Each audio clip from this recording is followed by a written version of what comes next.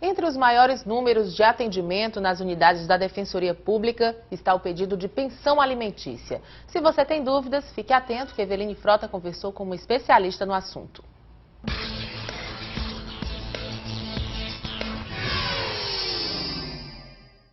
Eu converso agora com a defensora pública Roberta Quaranta, que é professora também da Universidade de Fortaleza. Bom dia. Bom dia, Evelina. Bom, quem é que pode pedir a pensão alimentícia? Bom, a pensão ela pode ser pedida entre parentes, cônjuges e companheiros, desde que seja provado que uma parte precisa, necessita daquele pensionamento alimentar e a outra parte pode fornecer os alimentos sem desfalque do necessário ao seu próprio sustento. O que seriam alimentos? Todos os custos enquadráveis em vestuário, alimentação, educação, saúde, habitação. É um sentido bem amplo, de tudo que a gente precisa para se manter. E a pessoa pode pedir, por exemplo, pensão para um irmão? Pode. Assim, a priori, o que nós vemos mais no dia a dia da Defensoria Pública é a questão dos filhos pedindo pensão alimentícia para os pais, mais especificamente para o pai, porque geralmente, assim, há uma tradição, os filhos costumam ficar com as mães. O que acontece? Nesse caso, a obrigação alimentar é incondicional.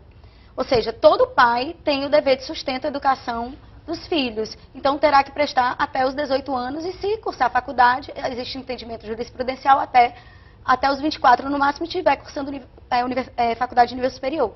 Mas, nos outros casos, entre cônjuges, entre companheiros e demais parentes, o que engloba, inclusive, os irmãos, tios, pai e mãe, você pode pedir pensão alimentícia, mas vai ter que provar a necessidade e a possibilidade. É o que a gente chama no direito de binômio necessidade e possibilidade. Possibilidade de quem paga, necessidade de quem vai receber. E quem precisa, na verdade, tem muitos entraves até conseguir a pensão alimentícia? Existem alguns entraves que dificultam a ação dos operadores do direito, como a Defensoria Pública, como a própria advocacia. Seriam mais ou menos a questão da informalidade dos trabalhadores, assim, principalmente na nossa realidade da Defensoria Pública, que nós trabalhamos com população de uma renda menor. Existem várias pessoas empregadas de maneira informal no mercado de trabalho. Então, essas pessoas não têm como comprovar renda e muitas vezes elas burlam o sistema de justiça para sonegar realmente os rendimentos que elas recebem. Por exemplo, um pintor. Um pintor, ele diz, eu ganho menos de um salário mínimo por mês, quando na verdade muitas vezes ele recebe mais. Às vezes um marceneiro, um prestador de serviço informal. Então, a gente tem às vezes dificuldade de fazer prova na justiça do rendimento dessa pessoa, para ela poder pagar o valor adequado. E a investigação de paternidade ainda é bem comum, é um dos principais atendimentos na Defensoria Pública? Também é bem comum, não tanto quanto a pensão alimentícia em si, mas ainda é bem comum. Existe até um projeto do CNJ, para tentar que cada vez mais esses pais eles reconheçam voluntariamente a paternidade de seus filhos. Eu acho que isso é uma questão de obrigação social. Na investigação de paternidade, até a questão da pensão alimentícia, ela é um pouco mais delicada. Por quê? Porque durante o processo de investigação, o juiz só vai decretar a pensão alimentícia provisional, que seria equivalente aos alimentos provisórios da ação de alimentos, caso hajam provas assim,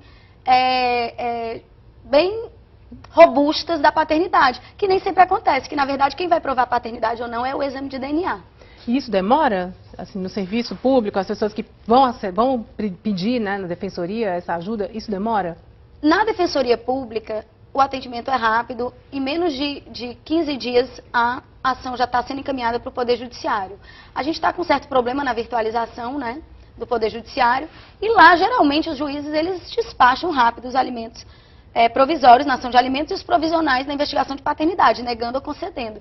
De qualquer forma, existem casos mais demorados. Não dá para eu te dizer se demora ou não, porque vai de cada uma das varas de família do Fórum Clóvis Bevilacqua. E onde é que as pessoas podem conseguir procurar o atendimento de graça?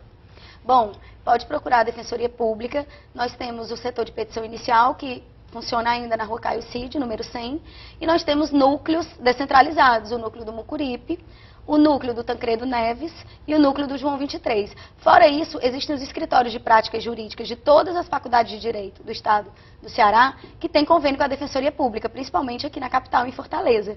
E qualquer coisa, se o cidadão tiver qualquer dúvida de endereço, de horário de funcionamento, é só ligar para o 129, que é o Fala Defensor, o Alô Defensoria, que é um serviço gratuito, a ligação é gratuita, e lá tanto podem ser prestados esclarecimentos quanto a documentação necessária para o ajuizamento dessas ações, como os locais em que devam comparecer. E é importante lembrar que as mulheres grávidas não precisam esperar o parto, o bebê nascer, para entrar com a ação, né? É, exatamente. Desde 2008, houve a lei dos alimentos gravídicos, que permite que os alimentos sejam concedidos ao nascituro, ou seja, ao feto. A mãe recebe, mas justamente para quê? Para custear todas as despesas inerentes ao período pré-natal. Não só exames, como uma alimentação especial, que é requerida no período gravídico, né, enquanto a gente está em gravidez, nós mulheres, como até a própria feitura do enxoval da criança. Tá ok. Então, muito obrigada, doutora Roberta Quaranta, pela sua participação Obrigada aqui no Bom Dia. a você.